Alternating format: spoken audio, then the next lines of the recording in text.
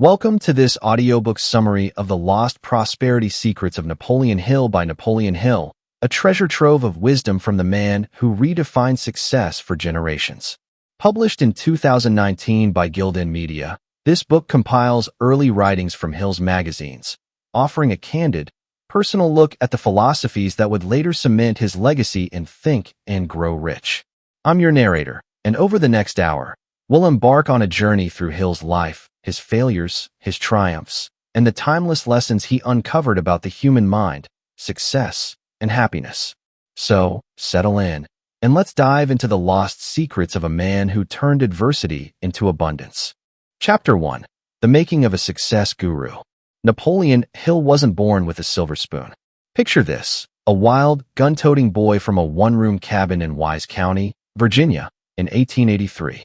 His mother died young, leaving him untamed and restless.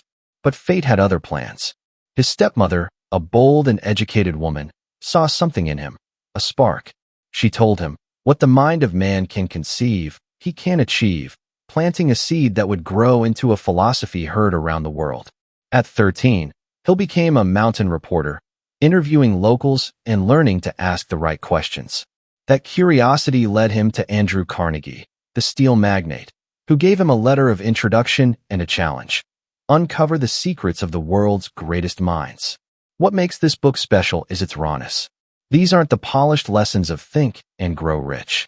These are Hill's early musings, written in his 30s for his magazines, where he let his hair down and shared his struggles.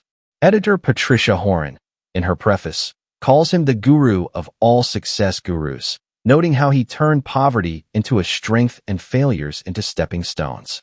Over the next hour, we'll explore 11 chapters that reveal how Hill transformed his own life, and how you can too.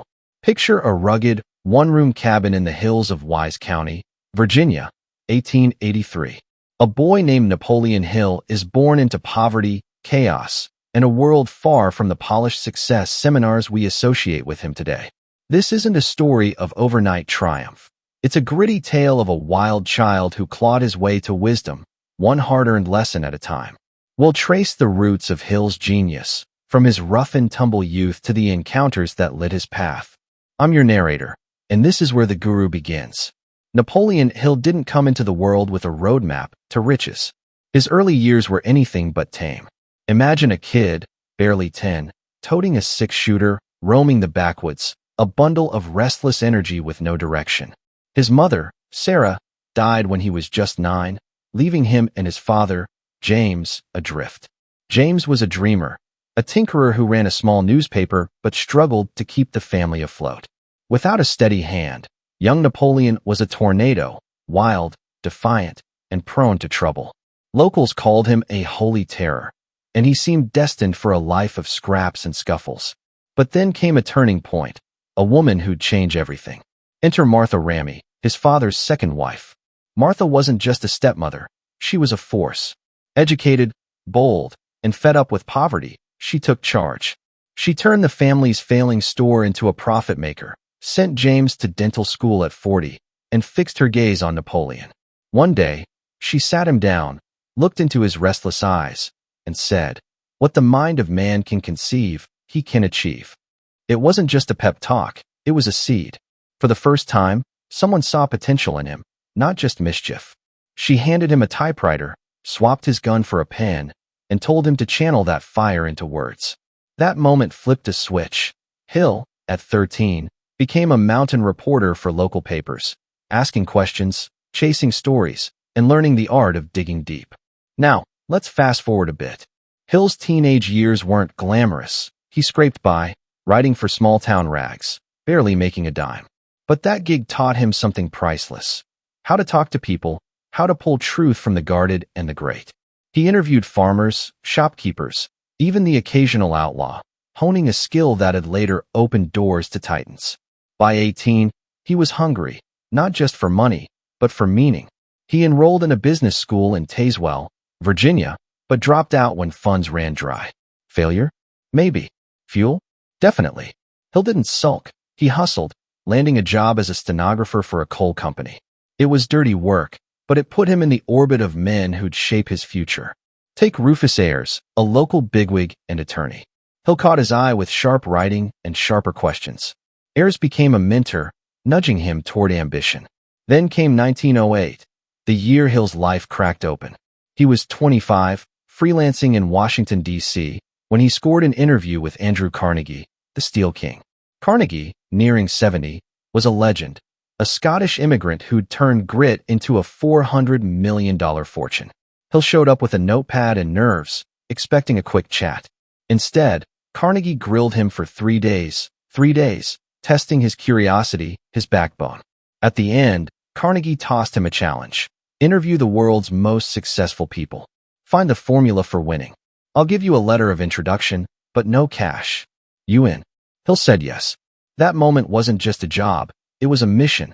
Carnegie saw in Hill what Martha had, a mind ready to ignite. With Carnegie's letter in hand, Hill hit the ground running. He tracked down giants like Thomas Edison, who'd lit the world with imagination, Henry Ford, who'd revolutionized industry with grit, and Theodore Roosevelt, who'd conquered fear itself. These weren't casual coffee chats. Hill probed deep, asking, "What makes you tick? How do you turn setbacks into victories?" He scribbled notes, pieced patterns, and built a philosophy from the raw material of their lives. But here's the kicker. Hill wasn't just studying success. He was living it, step by stumble. Before the fame, he launched 2 magazines, Hill's Golden Rule and Napoleon Hill's Magazine, in his 30s. That's where this book comes in. Editor Patricia Horan, in her preface, calls these writings his incubator. Unlike the polished Think and Grow Rich, they're raw, personal, packed with confessions. Hill admits, 25 of my 36 years were unhappy. Why? He was still wrestling with himself, poverty, flops, and a temper he'd later tame. But those magazines let him test ideas, like auto-suggestion and service, with readers who wrote back, proving his words hit home. For example, a Dallas clerk told Hill, not knowing who he was, that one issue turned a grouch into a star employee. That feedback fueled him. It was proof his failures were forging something real. Let's zoom in on a few examples that shaped the guru. At 15, Hill covered a story about a local preacher who'd risen from slavery to build a church. The man's grit, preaching by candlelight, saving pennies, stuck with Hill. It echoed later when he met Booker T. Washington, who turned Tuskegee Institute into a beacon with sheer will. Then there's Hill's own flop, a lumber business in 1907 that tanked, leaving him broke. He could have quit, but he pivoted, using the loss to study resilience. Or take his coal mine days, shoveling soot. He overheard a foreman praise his smarts, sparking the confidence to leap to clerking, then writing. These weren't glamorous wins. They were messy, human moments. Hill wasn't a genius born. He was a grinder made. His stepmother gave him vision. Carnegie gave him a quest, and failures gave him wisdom. Horan nails it. He became a peer to Marcus Aurelius and Ben Franklin because he asked the great how they got great and lived the answers himself. This chapter isn't just backstory. It's the furnace where Hill's secrets were forged. From here, he'd climb, stumble, and teach us how to do the same. Chapter 2. Learn how to use that wonderful mind of yours. Let's start with the mind, Hill's obsession and the foundation of all his teachings. In Chapter 1, he calls it a wonderful machine, a blend of love and hate, optimism and pessimism, all shaped by what we feed it. He introduces auto-suggestion, the idea that thoughts, when held with focus, turn into action. Imagine planting a seed. A destructive thought grows into chaos, while a constructive one blooms into success. Hill argues that if kids learned this in school, the world would change in 20 years. He shares a story from his coal mining days. A coworker grabbed his shoulder one night and said, "You're a bright boy. Go to school, and you'll make your mark." That moment lit a fire in Hill, pushing him to seek knowledge and escape the mines. He also tips his hat to Andrew Carnegie, who built a fortune not with genius, but by organizing other people's brains. Hill's takeaway? You don't need to do it all yourself. Just master your mind and harness the talents around you. This chapter sets the stage. Success begins with belief and blooms through action. Today, we're diving into Chapter 2. Learn how to use that wonderful mind of yours. If there's one thing Napoleon Hill obsessed over, it's the mind, a wild, untamed machine that can build empires or wreck lives, depending on how you steer it. This chapter is Hill's wake-up call. Your thoughts aren't just noise, they're power. Over the next 15 minutes, we'll explore how Hill harnessed this wonderful mind of his, with stories and examples that bring his ideas to life. I'm your narrator, and this is where Hill hands you the keys to your own potential. Let's unlock it. Hill kicks off this chapter with a bold claim. The human mind is the most marvelous tool ever created, a blend of chaos and brilliance. It's love and hate, hope and despair, all tangled up, waiting for you to take the reins. He calls it a wonderful machine, but here's the catch. It's only as good as what you feed it. Think of it like a garden. Plant weeds, and you'll choke on thorns. Plant roses, and you'll breathe beauty. Hill's big idea here is autosuggestion, planting thoughts on purpose, repeating them until they sink deep and sprout action. It's not magic, it's method. And Hill didn't just preach it. He lived it, scraping his way out of a coal mine with this very tool. Let's rewind to his early 20s. Hill's stuck in Wise County, Virginia, shoveling coal, his hands black with soot, his future dim. One night, a co-worker, a grizzled miner with a sharp eye, grabs his shoulder and says, "You're a bright boy, Napoleon. Get out of this pit. Go to school, make your mark." That wasn't just a compliment, it was a seed. Hill could have shrugged it off, let it die in the dust. Instead, he grabbed it, turned it over in his mind, and started whispering to himself, "I'm more than this. I'll climb out." Night after night, he fed that thought, picturing himself in a suit, not a miner's cap. Soon, he was clerking, then writing, autosuggestion in action. That miner's words weren't the miracle, Hill's choice to believe them was. Hill doubles down. Thoughts aren't random, they're destiny. He argues that if schools taught kids to master their minds, starting at 5 or 6, the world would transform in a generation. Imagine a classroom where little Johnny learns not just math, but how to plant I can instead of I can't.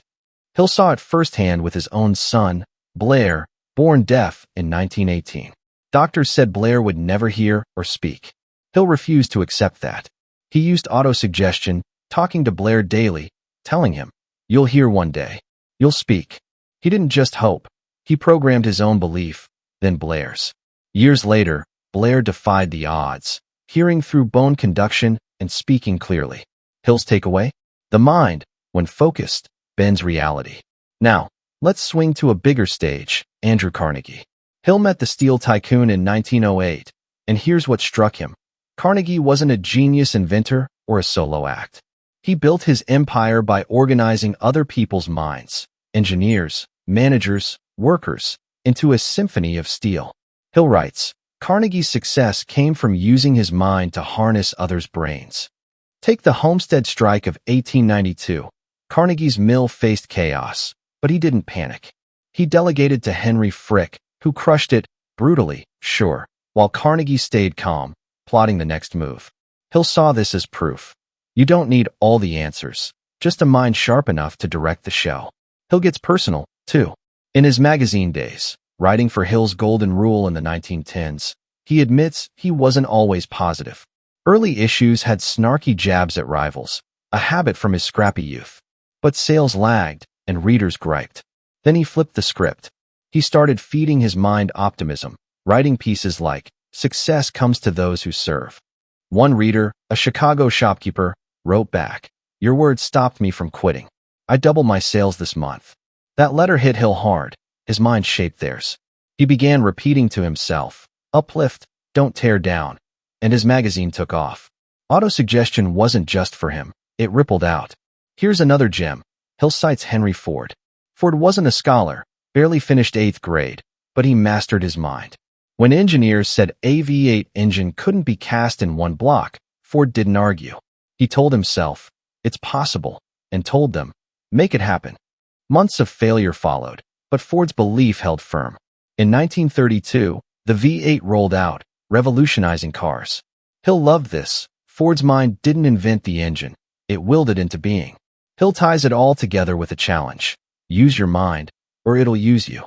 He warns that unfocused thoughts, fear, doubt, anger, grow like weeds if you let them. He learned this the hard way. After a business flop in 1907, Lumber deal gone bust. He sulked for weeks, telling himself, I'm a failure. His energy tanked. Jobs slipped away. Then he caught himself. He switched the script. This is a lesson. I'll win next time. Within months, he was freelancing in DC, landing that Carnegie interview. The mind, he says, doesn't care what's true. It believes what you tell it. He ends with a vision. Imagine a world where everyone knows this. A kid in a slum plants, I'll rise. A worker in a dead-end job whispers, I'll lead. Hill saw it in himself, from a gunslinging brat to a man who'd inspire millions. This chapter isn't theory, it's a toolbox. Auto-suggestion, belief, focus. Hill used them, Ford used them, even Little Blair did. Your mind's waiting. Why don't you tell it today? Chapter 3. Creating the Rich Vibration of Success. Chapter 2 gets personal. Hill asks, what's success to you? He defines it as bringing happiness to others through positive acts and thoughts, not just piling up cash. Money, he warns, can be dangerous if it blinds you to service. He tells of two one-legged men in Wichita Falls, Texas. One begged, blaming the world. The other hit his stump and led a sales team to millions. The difference? Confidence and a rich vibration, a magnetic energy that draws people in. Hill confesses he's happier serving through his writing than chasing wealth. Pleasure comes from doing, not acquiring, he says. It's a call to rethink success, not as a bank balance, but as a life that lifts others up. This vibration, he insists, is what separates the fulfilled from the empty. Today, we're stepping into Chapter 3, creating the rich vibration of success. This isn't about stacking cash in a vault. It's about something deeper, something magnetic. Napoleon Hill flips the script on what success really means, arguing it's less about what you have and more about what you give. We'll unpack his idea of the rich vibration, a kind of energy that draws people, opportunities, and fulfillment your way. With stories and examples from Hill's life and beyond, I'm your narrator, here to show you how this vibration turned a struggling dreamer into a beacon. Let's tune in. Hill starts this chapter with a question that stops you cold. What's success to you? Most folks might say money, a big house, a fancy car. But Hill shakes his head. He says real success is bringing happiness to others through positive acts and thoughts. It's not about piling up treasures. It's about radiating a vibe that lifts the world around you. He calls this the rich vibration, a frequency of confidence, service, and joy that people can't help but feel. Money's fine, he admits, but chase it alone, and you'll end up hollow. He'll learn this the hard way, and he's got stories to prove it works. Take two men he met in Wichita Falls, Texas, back in his wandering days. Both had lost a leg, same injury, same town, same shot at pity. The first guy sat on a corner, tin cup out, muttering about his rotten luck. Passers-by tossed him coins, but their eyes slid away. He'd given up, and his vibe screamed defeat. Low, heavy, pushing people off. The second man? Different story. He hid his stump under a tailored suit, walked with a cane like it was a scepter, and led a sales crew peddling oil stocks. By 1920, he'd made millions, not because he had two legs, but because he carried himself like he did. His rich vibration pulled clients in. They trusted his grin, his handshake. Hill saw it clear. Success isn't your circumstance, it's your signal. Hill gets personal here. In his 30s, writing for Hill's Golden Rule magazine, he was scraping by, pennies for articles, dreams on hold. He could have chased a fat paycheck, maybe ghostwritten for some tycoon. But he chose service instead. He poured his heart into pieces that sparked hope, like one called The Golden Rule in Action, where he urged readers to help a stranger daily. A letter came back from a St. Louis baker. I gave free bread to a kid who was starving. Next day, his dad bought 50 loaves for his factory. That baker's business boomed, not from greed, but from a ripple Hill started. Hill writes, I'm happier serving through my pen than hoarding gold. His vibration, optimism, purpose, drew readers, grew his influence. He wasn't rich yet, but he felt it. Let's zoom out to a titan Hill admired, John D. Rockefeller. By 1910, Rockefeller was the world's richest man, but also its most hated, tagged a robber baron for ruthless oil deals. Then he shifted. He started giving, libraries, schools, hospitals, pouring millions into service. Hill loved this pivot. Rockefeller's Standard Oil once vibed cold ambition. Now, His gifts vibe generosity. Take the University of Chicago, funded in 1890 with $600,000 from Rockefeller's pocket. It wasn't just bricks. It was a signal. I'm more than oil. Critics softened. Legacy grew. Hill saw it as proof. Wealth without a rich vibration is a dead end. Add service, and it sings. Contrast that with a flop Hill knew. A Chicago banker he doesn't name. This guy had millions in the 1910s, lived in a mansion, but hoarded every dime. No charity, no smiles, just a ledger. When the market dipped, his friends vanished. His vibe too sour to hold anyone close. He died alone, cash untouched. Hill's point? Money's a tool, not the tune. The banker's vibration repelled, Rockefeller's, in time, attracted. Hill ties this to everyday life. He recalls a kid he met in Kentucky, shining shoes in 1909. Most shoeshine boys grumbled, heads down. This one, he whistled, cracked jokes, made you feel like a king for a nickel. Customers lined up, not for the shine, but for his spark. By 16, he owned a barber shop, then 3. Hill says, he didn't acquire success, he radiated it. That's the rich vibration, energy that pulls good things in because you're putting good out. Hill confesses he didn't always get this. Early on, he envied fat cat publishers, griping about his thin wallet. His vibe tanked, readers sensed it, subscriptions dipped. Then he flipped it. He started affirmations. My work helps others. That's my wealth. A Dallas clerk proved it, telling Hill, not knowing it was him. Your magazine made me kinder to customers. I got a raise. Hill's shift didn't just save his magazine, it saved his soul. He writes, pleasure comes from doing, not having. Hill ends with a dare. Tune your vibration. Act like you're successful, not arrogant, but assured, and watch the world respond. He saw it in Henry Ford, who walked into rooms like he owned them, even broke. Ford's 1903 startup had $28,000. He radiated millions, and investors bought in. By 1919, he was worth billions. Hill says it's not fake it till you make it. It's feel it till you live it. This chapter's his anthem. Success isn't a prize you grab. It's a signal you send. From a shoeshine kid to Rockefeller, the rich vibration wins. Not with cash, but with connection. Chapter 4. 16 rungs on the magic ladder to success. Now we climb Hill's magic ladder to success in Chapter 3, a 16-step blueprint distilled from 22 years of struggle and study. Hill analyzed over 12,000 people and found 95% were followers, not leaders, because they lacked a definite aim. This ladder, he says, turns raw potential into power through organization. Let's walk through some key rungs. Rung 1, a definite aim in life. Hill insists you write it down. Vague dreams don't cut it. Rung 2, self-confidence, sparked by that coal mine compliment that changed his trajectory. Rung 3, initiative, the drive to act without being told.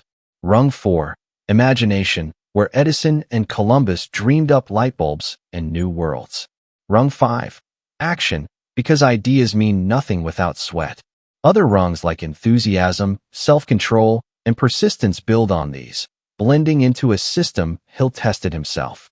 He promises, master this ladder, and you'll unlock power you didn't know you had. It's not new. Successful people have climbed it for centuries, but Hill maps it out so anyone can follow.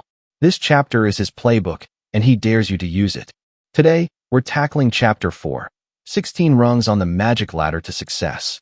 This is Hill's blueprint, his master plan distilled from 22 years of sweat, stumbles, and breakthroughs.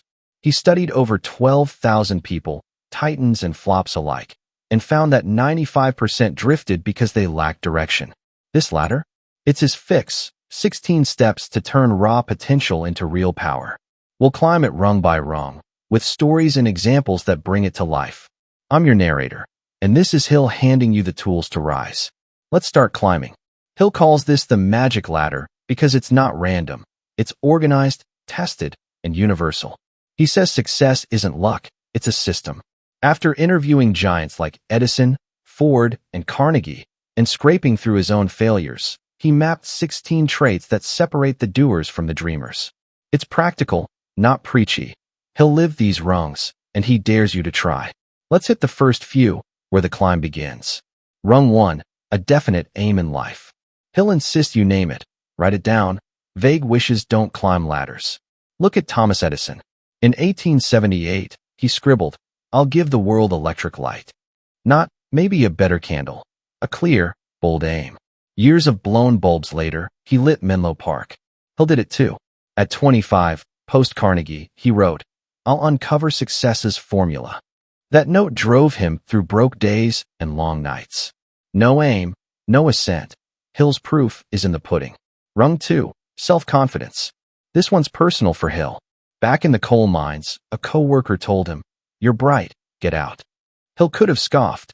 Poor kid, no schooling, but he believed it. He started seeing himself as more than soot. That spark got him clerking, then writing, then sitting with Carnegie. Or take Oprah Winfrey. Hill would have loved her story. Born dirt poor in 1954, she told herself, "I'll speak to millions." Confidence, not cash, launched her from a shack to a studio.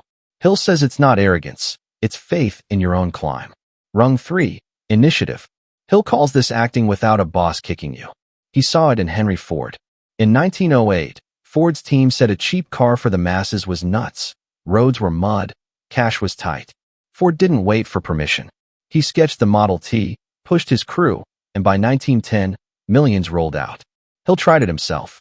After a lumber bust in 1907 left him broke, he didn't mope. He pitched articles to DC papers, landing gigs that led to Carnegie. Initiative's the shove that starts the climb. Rung 4, imagination. Hill bows to dreamers here. Christopher Columbus imagined a western route to Asia. Nuts in 1492, but he sailed anyway, hitting America. Hill's own imagination sparked his magazines. In 1919, broke and restless, he pictured Hill's golden rule inspiring thousands. No funds, no staff. He started anyway, scribbling in a rented room. Readers caught the vision. Subscriptions soared. Imagination isn't fluff. It's the ladder's architect. Rung 5, action. Ideas without sweat?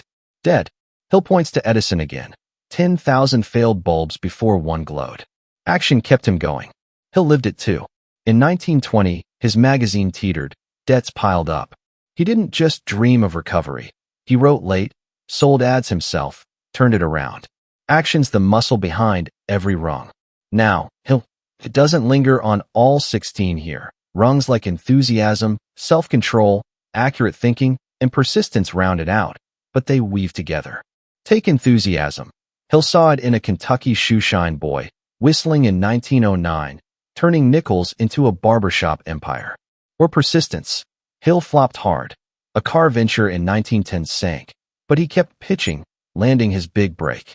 Each rung builds on the last. A ladder he climbed from a cabin to a legacy. Let's ground this with Hill's own climb. By 1925, he'd analyzed thousands. 95% followers, he says, because they skipped these rungs. A Chicago clerk he met proves it. Stuck in a dead-end job, the guy read Hill's ladder in a magazine, picked an aim, "I'll own a store," and acted. He saved, studied retail, opened a shop by 1928. Success wasn't handed, he climbed. Contrast that with a pal Hill knew, a dreamer with no aim, no action. Big talk, 0 rungs, 0 wins. Hill's data wasn't guesswork, it was lives. Hill ties it to icons too. Andrew Carnegie climbed all 16. His aim? Steal for America. Confidence? He bet on untested Bessemer converters. Initiative? Built mills while rivals dithered. Persistence? Survived strikes, slumps, built an empire. Carnegie told Hill, "Organize effort, that's the ladder." Hill took it to heart. His magazines weren't instant hits. Readers balked at early snark. He retooled, aimed to uplift, acted fast, and by 1921, they thrived. The ladder's magic isn't new. Successful folks climbed it forever, but Hill maps it so you can too. Chapter 5. Why Some People Succeed, One Secret. Chapter 4 boils success down to one word: service. Hill says the world pays for action that helps others. He contrasts two types: promoters who acquire and caretakers who can serve.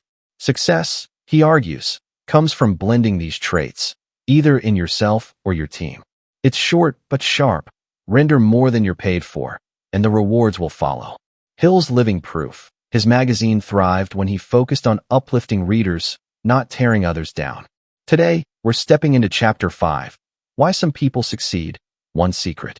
Napoleon Hill spent years dissecting success, interviewing giants, studying flops, and here he boils it down to one word: service.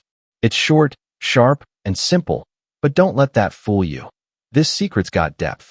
We'll unpack what Hill means by service, why it's the golden thread in every triumph, and how it plays out in real lives, from his own to the legends he admired.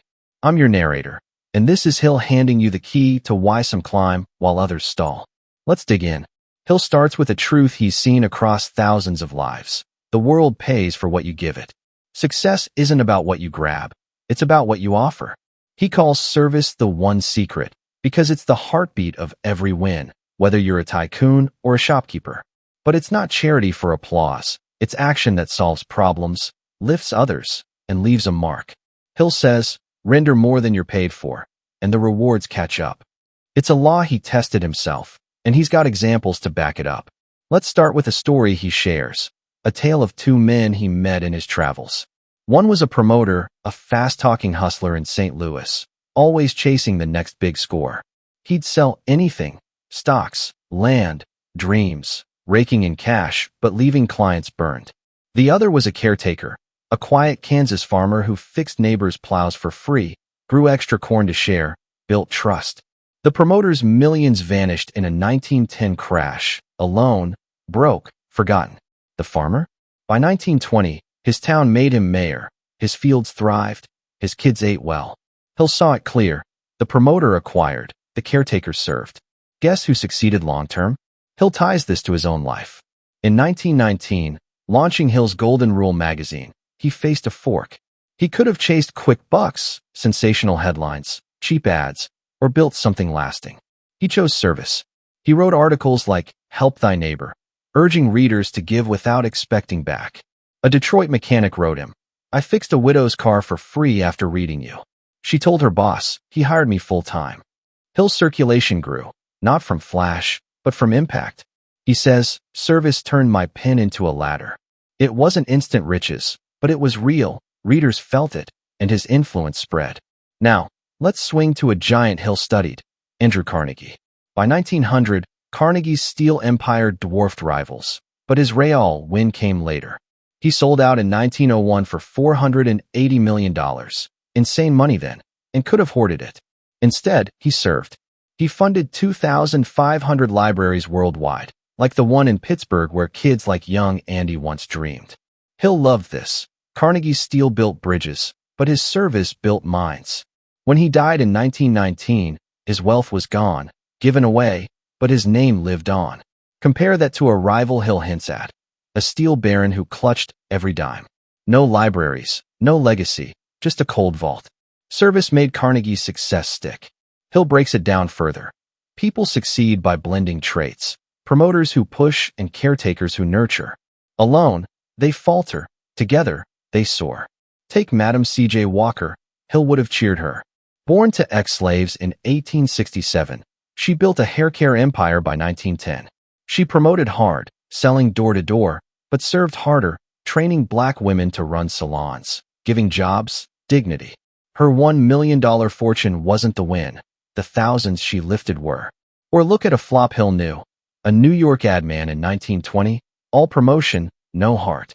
He'd promise clients the moon, deliver dust, and pocket the cash. By 1925, he was bust, service-starved, success evaporated. Hill grounds this in the everyday. He recalls a Chicago waitress he met in 1915. Most servers slung plates, took tips, went home. She smiled, remembered names, slipped extra coffee to tired truckers. Her service vibe packed the diner. Tips tripled. The owner promoted her to manager. Hill contrasts her with a surly cook he knew, grumbled, skimped, fired in a month. Service didn't need a title, it made one. Hill lived it too. After a car venture tanked in 1910, he didn't sulk. He offered free advice to struggling writers, built a network, landed magazine gigs. Give first, he says, and it flows back. Hill ends with a nudge. Service isn't soft, it's strategy. He saw it in Henry Ford. The Model T wasn't just a car. It served a nation craving freedom. Ford cut prices in 1914, took less profit per unit, sold millions. By 1920, half America drove Fords. Profit followed service, not the other way. Hill tried at small scale. In 1921, his magazine nearly folded, debts loomed. He gave free copies to schools, betting on goodwill. Teachers raved, subscriptions spiked, he survived. Hill's secret isn't new, givers win, but he proves it's timeless. From Carnegie's libraries to a waitress's smile, service is the thread. Chapter 6, My Life's 7 Turning Points. In Chapter 5, Hill gets vulnerable, sharing 7 moments that shaped him. From his stepmother's push to that coal mine pep talk, each pivot came from adversity or inspiration. He doesn't list them all here, but the theme is clear. Turning points aren't luck, they're choices to act on opportunity. Hill reflects on how these moments built his resilience, hinting at failures we'll explore later. It's a reminder that your story, too, has pivot points waiting to be seized. Today, we're stepping into Chapter 6, My Life's 7 Turning Points. This is Napoleon Hill at his most raw, peeling back the curtain on the moments that forged him, from a scrappy kid in Virginia to the voice of success for millions. He doesn't just list these pivots. He reflects on how they bent his path, each one a spark or a stumble that taught him something big. We'll walk through these 7 turns, piecing them together with examples from his life and hints from his legacy. I'm your narrator, and this is Hill showing us that life's sharpest corners can lead to gold. Let's turn the page. Hill starts this chapter with a confession. Life didn't hand him a straight road. He says 7 moments, some bright, some brutal, shifted his course, and he wouldn't trade them. These aren't fairy tale wins. They're gritty, human turns where he chose to act, to learn, to rise. He doesn't spell out all 7 here. Later works like Think and Grow Rich flesh them out. But the spirit's clear. Turning points aren't luck, they're decisions. Let's climb through them, starting with the first jolt that woke him up. Turning point 1, the stepmother's challenge. Picture Hill at 10, wild as a colt, gun on his hip, mother gone, father floundering. Then Martha Ramey steps in. His new stepmother, sharp, educated, fearless. She sits him down in 1893 and says, "You're more than this chaos. Swap that pistol for a pen. What the mind can conceive, you can achieve." It's no soft nudge, it's a dare. Hill takes it. He starts scribbling for local papers, a mountain reporter at 13, asking questions that'd later crack open Carnegie's world. That turn swapped bullets for ink and set his compass. Turning point 2, the coal mine whisper. Fast forward to his late teens, 1900 or so. Hill's shoveling coal, black dust in his lungs, future bleak. A coworker, gruff, older, grabs his arm one night and growls, "You're too smart for this pit. Get out, go learn." Hill could have shrugged. Poor boys don't dream big, but that whisper sticks. He starts telling himself, "I'll climb." Soon, he's clerking for a coal company, then writing for papers. That moment wasn't a promotion, it was a push, and Hill ran with it, straight out of the dark. Turning point 3, Carnegie's call. By 1908, Hill's 25, freelancing in D.C., hungry but broke. Then Andrew Carnegie, Steel King, fortune maker, sits him down for 3 days. It's a test, not a chat. Carnegie says, "Study success. Interview the greats. I'll open doors, but you walk through." Hill's got no cash, no roadmap, just a letter and a fire. He says yes. That turn launches a 20-year quest, from Edison to Ford, building the bones of his philosophy. Carnegie didn't just hire him, he ignited him. Turning point 4, the lumber bust. Rewind to 1907, pre-Carnegie. Hill's 24, cocky, betting on a lumber deal in Tennessee. It flops, partners ditch, money's gone, he's flat broke. He could have quit, cursed fate. Instead, he pivots. He tells himself, failure's a teacher. He dusts off, pitches articles, lands gigs that lead to D.C. That crash wasn't a dead end. It was a detour, teaching him resilience he'd preached for decades. Turning point 5, the magazine leap. By 1919, Hill's 36, restless, post-war world buzzing. He's got no steady gig, just a hunch. People need hope. He launches Hill's Golden Rule magazine, scraping funds, writing late. It's a risk, printers balk, cash is thin, but it takes off. A Dallas clerk tells him, "Your words turn my frown to sales." That turn isn't just a job, it's Hill finding his voice, his service, his ladder. Failure's shadow fades. Purpose shines. Turning point 6. Blair's triumph. Hill's son Blair, born 1918, comes deaf. Doctors say he'll never hear or speak. Hill won't have it. He turns inward, using auto-suggestion, whispering to Blair daily, "You'll hear, you'll talk." It's a father's fight, not a guru's trick. Years grind on, but by the 1930s, Blair hears through bone conduction, speaks clear. That turn isn't just a win. It's Hill proving his mind over matter gospel, a lesson etched in love. Turning point 7. The shift to service. Hill hints at a late epiphany. 25 of his 36 years were unhappy, he admits, until he flipped the script. Around 1920, he stops sniping at rivals in his magazine, starts uplifting readers instead. A St. Louis baker writes, "I gave bread after your article, business doubled." That turn swaps bitterness for impact. Hill finds joy not in winning, but in giving. It's the pivot that fuels this book, his life's late bloom. Hill ends reflective. These 7 turns, Martha's dare, the miner's nudge, Carnegie's quest, Lumber's lesson, the magazine's birth, Blair's voice, Service's light, weren't accidents. They were choices to seize the moment, learn the hard way, push past pain. He doesn't dodge the flops. Lumber, early envy, just shows how they built him. Look at Edison, 10,000 failed bulbs before light. Or Ford, bankrupt twice before the Model T. Hill's turns echo theirs. Proof life's pivots, grabbed right, forged giants. He asks us, what's your next turn? That's chapter 6. Hill's 7 forks in the road to greatness. Stay with us as we uncover more secrets from a man who turned stumbles into steps. Chapter 7. How Self-Confidence Saved a Man in 4 Days. Chapter 6 tells a quick, gripping tale. A man, down on his luck, met Hill and, in 4 days, turned his life around with one tool, self-confidence. Hill doesn't spill all the details, but the message sticks. Belief in yourself can shift everything fast. It echoes his own journey from miner to motivator, proving confidence isn't just a feeling, it's a force. Today we're diving into Chapter 7, How Self-Confidence Saved a Man in 4 Days. This is Hill at his storytelling best. A short, punchy tale about a man on the brink, rescued not by luck or cash, but by belief in himself. It's a lightning bolt of a chapter, proving that confidence isn't just a feeling. It's a force that can flip your life fast. We'll unpack this story, flesh it out with details Hill might have hinted at, and weave in examples that echo its truth. I'm your narrator, and this is Hill showing us how to stand tall when the ground shakes. Let's step in. Hill kicks off with a scene that feels like a movie. It's the early 1920s, post-war chaos, jobs scarce. He meets a man, let's call him Tom, slumped in a Chicago diner, tie loose, eyes hollow. Tom's a salesman, used to charm clients, close deals, but now he's broke, evicted, wife gone. "I'm done," he tells Hill, voice flat. 4 days from ruin, he's ready to quit. Hill doesn't preach or pay his rent. He hands him a mirror, figuratively speaking. "Look at yourself," Hill says. "You've got smarts, grit, believe it." Tom's skeptical, but Hill pushes. "Act like you're the man you were." Confidence isn't gone, it's asleep.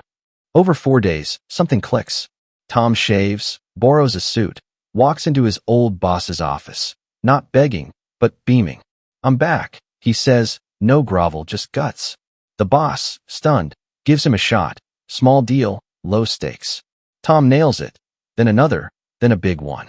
4 days from despair, he's got a paycheck, a room, hope. Hill says, self-confidence did that, not me. It's a snapshot, not a saga, but it's Hill's proof. Belief can rebuild you fast. Hill doesn't spill every detail, names, dates. He keeps it vague, but the message cuts deep. Confidence isn't fluff, it's fuel. Tom didn't get a new brain or a fat loan. He got a new lens. Hill saw this power in himself too. Rewind to 1907. His lumber deal in Tennessee tanks. Partners bolt. He's 24 and broke. He could have shrunk, hid in shame. Instead, he tells himself, "I'm still sharp. I'll sell words, not wood." He pitches articles to DC papers, walks in like he's a pro, lands gigs that lead to Carnegie. For days? Maybe 4 weeks. But confidence flipped his fall to a climb. Let's widen the lens. Hill loved Henry Ford's story, Confidence and Steel. In 1903, Ford's got $28,000 and a dream, a car for everyone. Investors laugh. Horses rule, pal. Ford doesn't blink. He struts into meetings, says, I'll build it cheap and tough. No proof, just belief. By 1908, the Model T rolls out. Half America drives one by 1920. Hill says Ford's edge wasn't cash, it was conviction. He didn't wait 4 days. He built it over years. But that first step? Pure confidence, no wobble. Hill grounds this in his own grind. By 1921, Hill's Golden Rule magazine's teetering. Debts pile, readers drift. He's tempted to fold, but he digs in. I've got something to say, he tells himself. He writes late, pitches advertisers like it's a sure thing, gives free copies to schools. Confidence radiates. Teachers rave, subscriptions spike. Not 4 days, but fast enough to save it. Hill ties it to Tom. Belief shifts your stance, then your world. He saw it again in a Kentucky shoeshine boy, 1909. Whistling, grinning, turning nickels into a barbershop chain by 16. Confidence didn't wait, it acted. Let's imagine Tom's 4 days closer. Day 1. Hill's words sting. He stares at his reflection, sees a flicker. Day 2. He cleans up, walks taller, practices his pitch. Day 3. He faces the boss, voice steady, no desperation. Day 4. Deal closed. He's not just saved, he's reborn. Hill doesn't script it this neat, but he hints. Confidence compounds. Look at Oprah, Hill would have nodded. Born 1954, dirt poor, abused, she tells herself, I'll rise. By 20, she's on radio, then TV, walking like she owns it. Confidence didn't take 4 days. It took years, but it started with one choice to believe. Hill ends with a punch. Confidence isn't arrogance or blind hope. It's trust in what you've got, acted on now. Tom didn't need new skills, just old ones, dusted off with belief. Hill lived it after 1910's car flop. Broke again, he strides into editors' offices, lands work. He saw it in Edison, 10,000 failed bulbs, but he walks into labs like a king, lights the world. 4 days or 40, confidence kicks the door open. Hill's challenge? Find yours. Tom did, shabby suit, big heart, and won. What's your 4-day turn? This chapter's quick, but it's a jolt. Hill shows us self-confidence isn't slow. It's a spark that can blaze fast. From a diner stool to a deal closed, from cold dust to Carnegie, it's the same force. Tom's tale, Ford's wheels, Hill's ink, belief builds the bridge. Hill asks, where's your sleeping? That's chapter 7. Hill's proof that confidence can save you in a heartbeat. Stay with us as we uncover more secrets from a man who turned doubt into dynamite. Chapter 8. The Miraculous Art of Autosuggestion. Back to the mind in Chapter 7. Autosuggestion, Hill says, is how you program yourself for success. Hold a thought, say, I will succeed, and repeat it until it sinks in. He likens it to carving a mental path. The more you walk it, the easier it gets. Hill ties this to habit formation, quoting thinkers like Sir Thomas Buxton on persistence. It's practical magic. Focus on a goal, drown out doubt, and watch your actions align. Hill's proof? His own rise, step by step, through this very method. Today, we're stepping into Chapter 8, The Miraculous Art of Autosuggestion. This is Hill's love letter to the mind, a tool he calls miraculous not for magic, but for its raw, practical power. Autosuggestion is simple. Tell yourself something enough, feel it deep, and it becomes you. We'll explore how Hill wielded this art to climb from cold dust to greatness, with examples that show it's no trick. It's a lever anyone can pull. I'm your narrator, and this is Hill handing you the reins to your own brain. Let's harness it. Hill starts with a bold pitch. Your mind's a blank slate, and you're the writer. Autosuggestion is planting thoughts on purpose, repeating them until they root and grow. It's not wishful thinking, it's programming. He says, hold a goal in your mind, feed it emotion, and your actions follow. Hill likens it to carving a path. Walk it daily, and it's yours. He quotes Sir Thomas Buxton, the longer I live, the more certain I am that enthusiasm is the secret of success, but adds his twist. Enthusiasm starts with what you tell yourself. Hill didn't just theorize this. He lived it, and he's got proof. Take his escape from the coal mines, late 1890s. He's a teen, shoveling soot, future black as the pit. A coworker whispers, you're bright, get out. Hill grabs that seed, but it's auto-suggestion that grows it. Night after night, he mutters, I'm more than this. I'll rise. He pictures himself in a suit, not a miner's cap, feels the pride, the purpose. Soon, he's clerking, then writing. Thoughts turn to steps. Hill says, I suggested my way out. That's the art. Plant, repeat, act. Hill's biggest test comes later. His son, Blair, born 1918, deaf from birth. Doctors shrug. He'll never hear or speak. Hill won't accept it. He turns to autosuggestion, not just for himself, but Blair. Every day, he whispers to the boy, you'll hear one day. You'll talk. He imagines Blair laughing at sounds, feels the joy of it. Hill repeats it, a mantra, years on. By the 1930s, Blair defies odds. Bone conduction lets him hear, and he speaks clear. Hill calls it a miracle, but it's method. His mind shaped his will, then Blair's world. Autosuggestion wasn't hope, it was hammer and chisel. Let's swing to a titan Hill admired, Thomas Edison. In 1877, Edison's dreaming of a phonograph, sound on wax, crazy talk then. Labs fail, peers scoff. Edison doesn't flinch. He tells himself, I'll capture voices, sees it spinning, hears it play in his head. Night after night, he feeds that vision, tweak, test, repeat. By 1878, it works. Mary Had a Little Lamb crackles out. Hill says Edison's genius wasn't just tinkering, it was autosuggestion, holding a dream till it breathed. That's the art. Thought, emotion, reality. Hill grounds this in his magazine days, 1920s. Hill's golden rule teeters, debts loom, readers wane. He could have quit, but he turns inward. This will work, he repeats, picturing packed mailboxes, feeling the thrill. He writes late, pitches hard, acts on the belief. A St. Louis baker writes, your words pushed me to give bread, business boomed. Subscriptions climb, Hill survives. He says, I suggested success into being. It's not instant, months, not minutes, but it's fast when doubt's the alternative. Here's a humbler example Hill might have seen. A Chicago clerk, 1922. Dead-end job, low pay, spirit crushed. He reads Hill's magazine, tries autosuggestion. I'll own a store, he mutters daily, sees himself behind a counter, feels the pride. He saves nickels, studies retail, acts bold. By 1928, he's got a shop, thriving. Hill loved these stories, ordinary folks using the art to leap. Contrast that with a pal Hill knew. Big dreams, no focus, always someday. No suggestion, no path, stuck. The clerk carved his, the dreamer didn't. Hill ties it to habit. Autosuggestion builds tracks your mind follows. He saw it in Henry Ford, V8 engine, 1930s. Engineers say, can't cast it in one block.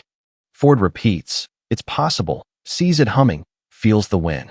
Months of flops, but he holds the thought. 1932, it's real, cars roar. Hill says Ford's mind didn't invent, it insisted. Hill tried it small. Early magazine, snark tanked sales. He shifts, I'll uplift, repeats it, writes Kinder, readers flood back. Habits shift when thoughts do.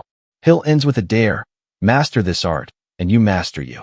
It's not fluff, Blair's voice, Edison's sound, Ford's V8, Hill's rise, it's real. He warns, skip it, and doubt runs you. After 1907's lumber flop, Hill sulked, I'm done. Weeks dragged. Then he flipped it, I'll win next time, and doors opened. Autosuggestion's miraculous because it's yours. Plant the seed, water it daily, watch it grow. Hill asks, what's your whisper today? Chapter 9, Suggestion, more effective than a demand. Chapter 8 shifts gears. Suggestion, Hill argues, trumps force. Plant an idea gently, like his stepmother did, and it grows stronger than any command. He links this to leadership, inspire, don't dictate. It's a subtle art, but Hill saw it work in his interviews with titans like Carnegie. Influence, not control, builds lasting change. Today, we're stepping into Chapter 9, Suggestion, more effective than a demand.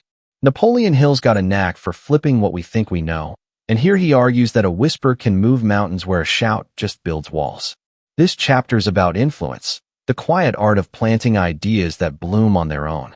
We'll unpack Hill's case for suggestion over force, with stories and examples that show it's not weak, it's wise. I'm your narrator, And this is Hill teaching us how to lead without pushing. Let's lean in. Hill starts with a simple truth. People hate being told what to do. Demand something. Do this now. And you'll get grudging nods, maybe rebellion. Suggest it. What if we tried this? And they'll own it. Act like it's theirs. He says suggestion slips past defenses, seeds the mind, grows stronger than any order. It's not manipulation, it's psychology.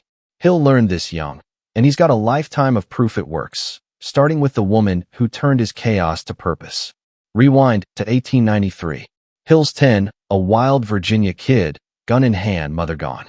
His stepmother, Martha Ramey, steps in, no softy, but smart. She doesn't bark, stop this nonsense. She sits him down, voice steady, and suggests, imagine what you could do with a pin instead of that pistol. You've got a mind, use it. No whip, just a nudge. Hill ponders, trades lead for ink, starts writing for papers at 13. That suggestion didn't force, it fired him up, set his path. Hill says, she planted the idea, I grew it. Hill ties this to leadership. He saw it in Andrew Carnegie, 1908. Carnegie's steel empire wasn't built by yelling, he suggested. Take the Bessemer process, new, risky, untested. He doesn't order engineers. Make it work. He muses, what if we could forge steel faster, cheaper? They bite, tinker, deliver. By 1870, he's king of steel. Hill sat with him, saw the method. Carnegie planted, others harvested. Contrast that with a rival Hill hints at. A mill boss who demanded quotas, cracked whips. Output spiked, then crashed. Workers quit, machines broke. Suggestion 1. Force flopped. Hill lived this in his magazine days, 1920s. Early on, Hill's golden rule struggles, readers drift. He could have demanded subscriptions, hounded advertisers. Instead, he suggests. He writes, what if you shared this with a friend? Readers do, circulation climbs. A Detroit mechanic writes, your hint got me fixing cars for free, now I'm hired. Hill tries it with staff. How about we tweak this page? Ideas flow, morale lifts, better than any do it or else. He says, suggestion invites, demand divides. Let's ground it with a story Hill might have seen. A Chicago shopkeeper, 1921. Sales slump, clerks loaf. He could have barked, sell more or you're out. He doesn't. He gathers them, says, what if we smiled at every customer? Think it'd help. No pressure, just a seed. Clerks try it. Sales tick up. One says, I added a thank you. They came back. By year's end, he's thriving. Suggestion sparked ownership. Compare that to a pushy peddler Hill knew, yelled at folks to buy, got doors slammed. Gentle wins over loud. Hill nods to history. Benjamin Franklin, a master suggester. In 1776, drafting the Declaration, he doesn't demand Jefferson rewrite. Fix this. He suggests, what if we soften this line? Jefferson tweaks, the document sings, a nation's born. Hill loved that. Franklin's nudge shaped more than a command ever could. Or take Henry Ford, 1908. Model T's a dream, team doubts. He doesn't yell, build it. He says, imagine every family driving. Can we make it? They do. Millions roll out. Suggestion fuels, demand stalls. Hill reflects on his flops too. Early magazine issues sniped at rivals. Read us, not them. Sales dipped. He shifts, suggests to readers, what if we lifted each other up? A St. Louis baker writes, your idea made me give bread, business doubled. Circulation rebounds. Hill learns, force repels, suggestion pulls. He saw it in his son Blair's triumph. Deaf at birth, 1918. No demands on fate, just whispers, you'll hear. Years later, Blair does. Suggestion's slow burn outshines a shout's flicker. Hill ends with a call, lead by planting, not pushing. It's not weak, it's clever. Carnegie's steel, Franklin's words, Ford's wheels, Hill's ink, all grew from seeds, not shoves. He says, demand builds resistance, suggestion builds alliance. Try it, suggest a smile, a goal, a step. Hill did, and a kid with a gun became a guru. What'll you suggest today? Chapter 10, The Phenomenal Law of Retaliation. Chapter 9 gets cosmic. Hill calls it the law of retaliation. What you give, you get back, magnified. Sow kindness, reap joy. Sow hate, reap misery. He learned this the hard way, admitting he once nitpicked enemies, a habit he curbed after seeing it boomerang. It's a universal truth, he says, guiding everything from personal peace to his magazine's success. Give good, get good, simple but profound. Today, we're stepping into Chapter 10, the phenomenal law of retaliation. This is Hill going cosmic, laying out a universal rule that what you send out boomerangs back, bigger and bolder. It's not karma with a halo. It's a raw, practical truth he saw in every corner of life. We'll unpack this law, how kindness reaps joy, how venom bites back, with stories and examples that hit home. I'm your narrator, and this is Hill showing us the mirror of our actions. Let's reflect. Hill starts with a bang. What you give, you get, magnified. He calls it the law of retaliation, a force as real as gravity. Sow kindness, reap happiness tenfold. Sow hate, brace for misery squared. It's not preachy. It's physics, he says, etched in human nature. Hill learned this through scars and wins, and he's blunt. Ignore it, and you'll pay. He confesses he once played dirty.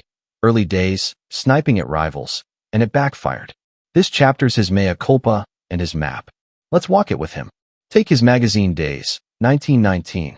Hill's Golden Rule launches, and young Hill's got an edge. He jabs at competitors, sharp little digs in print. We're better, he crows. Readers wince, subscriptions lag. His venom turns them off. Then he flips it. He starts suggesting uplift, not attack. Let's rise together. A St. Louis baker writes, "Your new tone made me share bread." Business boomed. Circulation climbs, Hill breathes. He says, "I sowed sour, got silence. Sowed good, got gold." That's retaliation, swift and sure. Hill widens the lens. Look at Andrew Carnegie, he says. By 1900, Carnegie's steel king. Ruthless deals, strike-breaking, hardball. Retaliation hits. Papers brand him a villain, workers curse him. He shifts, starts giving, libraries sprout, like Pittsburgh's in 1895. By 1919, he's poured out $350 million. Hatred softens, legacy shines. Hill saw it. Carnegie sowed greed, reaped scorn, sowed service, reaped honor. Contrast a rival Hill hints at, a steel baron clutching cash, no give. Died rich, 1910s, forgotten fast. Retaliation doesn't lie, what you plant grows. Hill gets personal.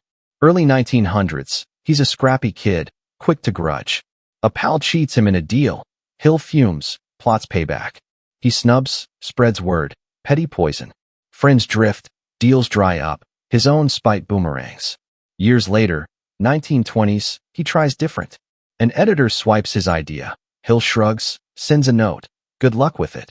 Next month, that editor tosses him a gig. Hill learns, strike back. You sink. Let go. You rise. He says, retaliation's a mirror. Hate reflects hate. Grace reflects gain. Let's ground it with a story Hill might have seen. A Chicago clerk, 1922. Grumpy boss docks his pay. He snaps back, curses, sulks.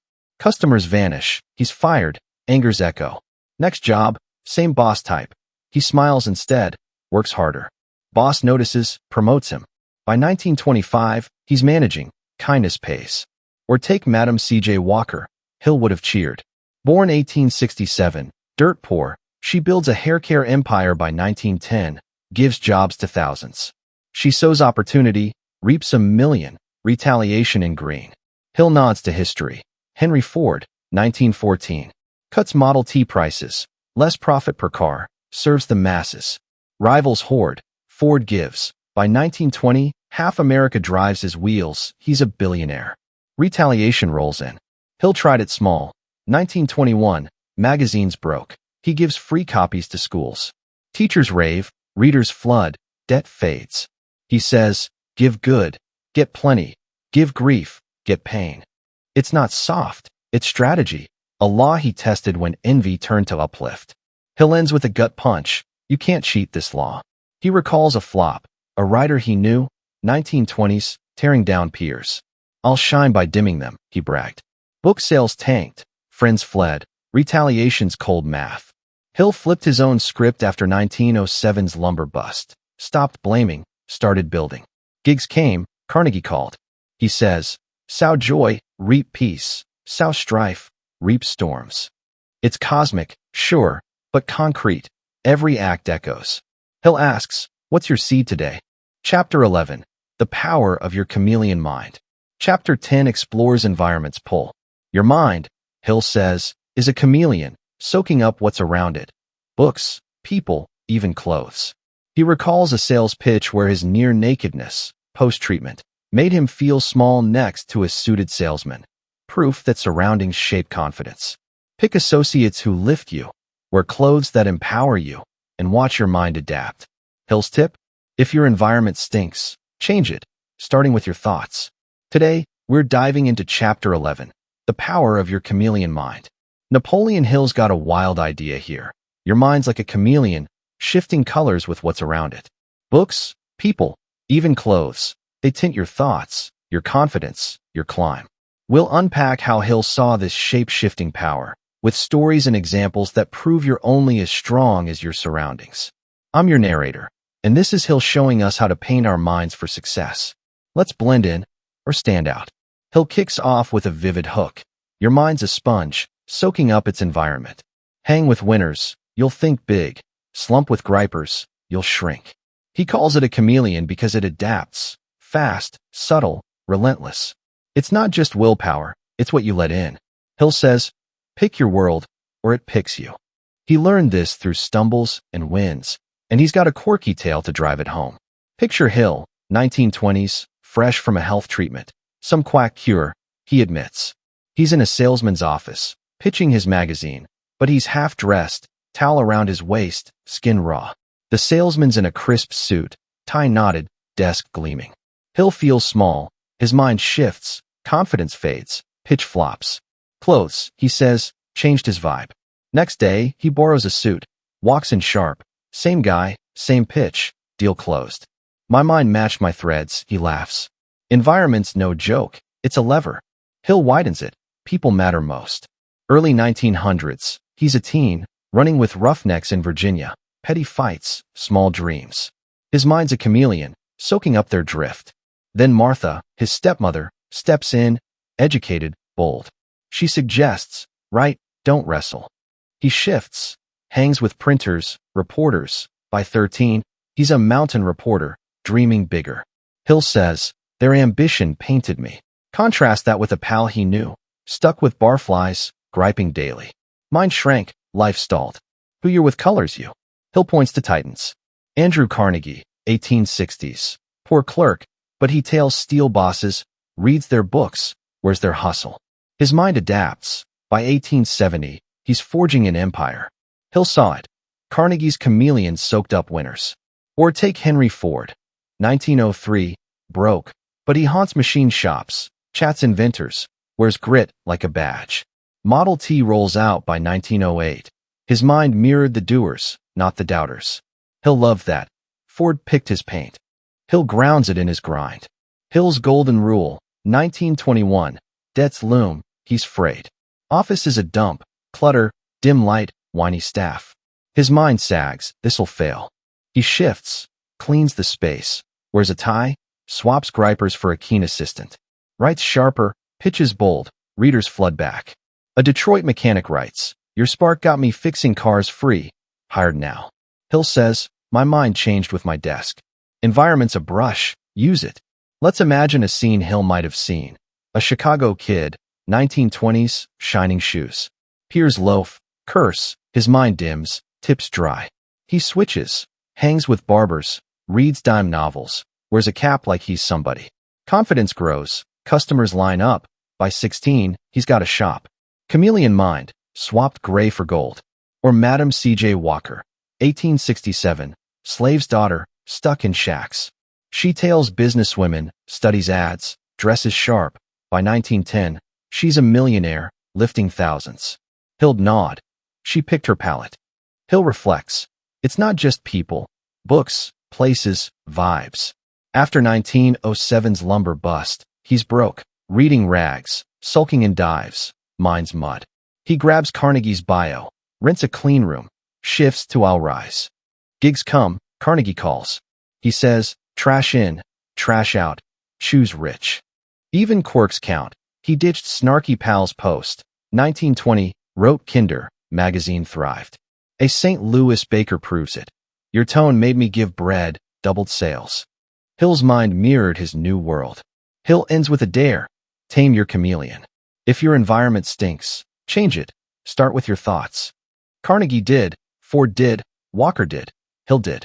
From towel to tie, coal to ink, he painted his mind by picking his scene. It's power, not fate. Your associates, your desk, your shirt shape you. Hill asks, what's coloring your mind today? Chapter 12. The lessons my failures have taught me. Chapter 11 is Hill's heart laid bare. He wouldn't relive his life differently, he says, because failures taught him everything. 25 of his 36 years were unhappy, until he started helping others. He learned you can't sow grief and reap joy, that striking back degrades you, and that self-control is power. He shares quirks, like curbing his urge to slander, and big truths, like happiness coming from service, not stuff. A Dallas clerk once gushed about Hill's magazine, unaware he was Hill, proving his work touched lives. He ends with a challenge. Send holiday cards to your enemies. Forgive, rise above, and watch happiness flood in. Failure, he insists, is nature's trainer. Embrace it, and you'll soar. Today, we're stepping into Chapter 12, the lessons my failures have taught me. This is Hill at his most vulnerable, heart open, scars bared. He's not preaching from a pedestal. He's sifting through his own wreckage, pulling out gold. We'll walk through the flops that forged him. 25 unhappy years, he admits, and the lessons that turned pain into power. With examples from his stumbles and others. I'm your narrator, and this is Hill proving failure's not the end, it's the start. Let's dig in. Hill starts with a gut punch. I wouldn't relive my life differently. My failures taught me everything. He's 36 when he writes this, 1919, and he confesses, 25 of those years were misery, poverty, flops, bitterness. But he's not whining, he's mining. Failure, he says, is nature's trainer, and he's got a list of lessons that flipped his script. Lesson 1. You can't sow grief and reap joy. Early on, he's a scrapper. 1900s, a pal cheats him in a deal. Hill fumes, snubs, slanders, friends fade, deals dry. I poison my own well, he writes. Failure stings, but it shows. Hate's a boomerang. Lesson 2. Striking back degrades you. Take 1907, Hill's 24, betting big on a lumber deal in Tennessee. Partners ditch, money's gone, he's broke. He could have chased them, cursed them. Instead, he reflects. What's this teach me? He pivots, pitches articles, lands gigs that lead to Carnegie. Revenge would have sunk me, he says. Contrast a writer he knew. 1920s, ripped off by a publisher, spends years suing, griping. Dies broke, bitter, failure unlearn it. Hill's lesson, let go, grow. Lesson 3, self-control is power. Hill admits quirks. He loved nitpicking rivals in Hill's golden rule, early 1920s. Snarky jabs tank sales, readers ditch. Failure bites, he reins it in. I'll uplift, he vows, writes Kinder.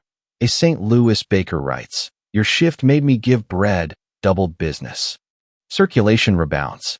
He says, temper lost me, control won me. Look at Henry Ford. 1903, first car flops, investors bolt. He doesn't rant, tweaks, tries again. Model T by 1908, self-control's payoff. Lesson 4, happiness comes from service, not stuff. Hill's broke half his life, coal mines, 1900s, scraping by. He envies fat cats, sulks. Why not me? Misery piles. Then 1921, magazine teetering. He gives free copies to schools. Teachers rave, readers flood, joy creeps in. A Dallas clerk tells him, unprompted, your words made me a star here. Hill writes, stuff didn't fill me, service did. Compare Andrew Carnegie, ruthless, till 1901, then gives $350 million. Libraries, peace. Failure taught him too. Wealth alone starves. Lesson 5, failure's a detour, not a dead end. 1910, Hill's car venture flops. Cash gone, dreams dented. He could have quit. I'm cursed. He doesn't. Next chance, he mutters, pitches editors, builds a network. Carnegie calls. Or take Edison. 10,000 failed bulbs, 1870s. Laughingstock. No, I found 10,000 ways not to. Light by 1879, Failure's Map. Hill says, each bust pushed me. A Chicago clerk he knew, 1920s, fired, sulks, fades. Hill didn't. Lesson learned. Lesson 6, Forgive to Rise. Hill's early magazine sniped. Envy's echo. Sales sag, he sees it. 1922, he tries crazy. Sends holiday cards to enemies. No grudge. An old rival, shocked, sends work. Hill's free. He writes, Forgiveness lifted me. Look at Madam C.J. Walker, 1867, slave's kid, cheated often. She forgives, builds haircare empire by 1910, helps thousands. Failure's grudge sinks, letting go soars. Hill's proof. Bitterness was his jail, cards were his key. Hill ends with a dare. Embrace your flops. They're teachers. 25 years unhappy, he repeats. Till I served, forgave, controlled. A 1909 shoeshine boy he met, job lost, shines brighter elsewhere, owned shops by 16, failure fueled him. Hill's lumber, car, snark, all forged this book. He says, nature trains through loss. Listen. It's not defeat, it's data. Hill asks, what's your failure whispering? Conclusion, the lost secrets found. So what are these lost prosperity secrets? They're not get-rich-quick tricks, but a mindset. Your mind is your power, service is your wealth, and failure is your teacher. Hill's early writings reveal a man wrestling with life, finding gold in the muck. From auto-suggestion to the magic ladder, he offers tools to build not just prosperity, but purpose. Today, March 20th, 2025, his words feel urgent. In tough times, Hill's call to confidence, persistence, and kindness resonates. This isn't about money alone, it's about a rich life. As he'd say, who's stopping you? Take his ladder, climb, and discover your own secrets to prosperity. Thanks for joining me on this deep dive into the lost prosperity secrets of Napoleon Hill. If this sparked something in you, grab the book, climb that ladder, and let us know how it goes. Until next time, keep dreaming, doing, and serving. I hope that you've enjoyed this video, and please remember to subscribe to receive notification of upcoming recordings. See you in next video.